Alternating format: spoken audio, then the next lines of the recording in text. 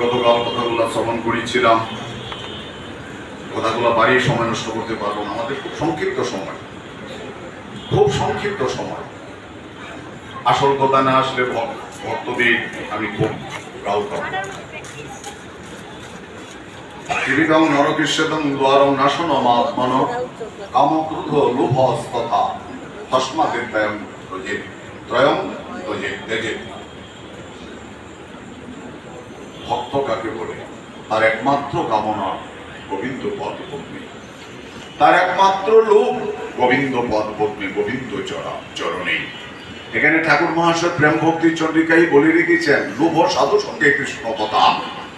লোকটাকে কোথায় ব্যবহার করবে? সাধু সঙ্গে কৃষ্ণ কথা।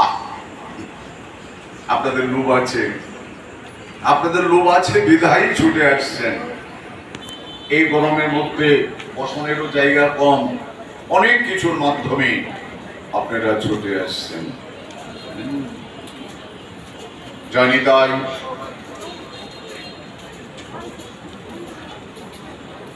শ্রোতা পাওয়া কঠিন।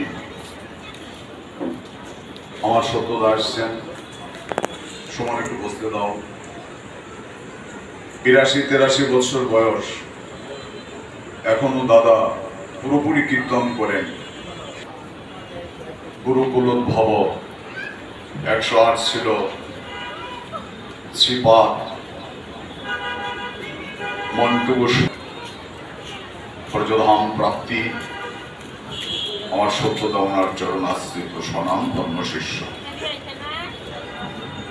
আমাদের সময়ের অভাব, গুরু কৃপার যে কত কথা, গুরু কৃপা ব্যতীত এক পথ অগ্রসর হবার কোন ভজন পথের কোন শক্তি কারণ নেই। যতগুলো আমরা জীবনে দেখেছি, যা দেখেছি, পরমহংসদেব বিবেকানন্দকে পাঠালেন আমেরিকায়, চিকাগো ধর্মসভায়। গুরুদেব, তোর কিচ্ছু করতে হবে না, তুই শুধু মায়ের চরণে শরণাগত হয়ে থাকবি। তিনি তো মাতৃসাধক ছিলেন, তখন তো প্রেম ছিল না, স্টিমারে যেতে হতো। বিবেকানন্দ বেরিয়ে বলছেন, গুরুদেব, গুরুদেব তুমি আমাকে পাঠিয়েছ, আমি তো প্রাণ নিয়ে আর যেতে পারবো না। যে ঝড়ের কবলে পতিত মৃত্যু নির্ঘাত।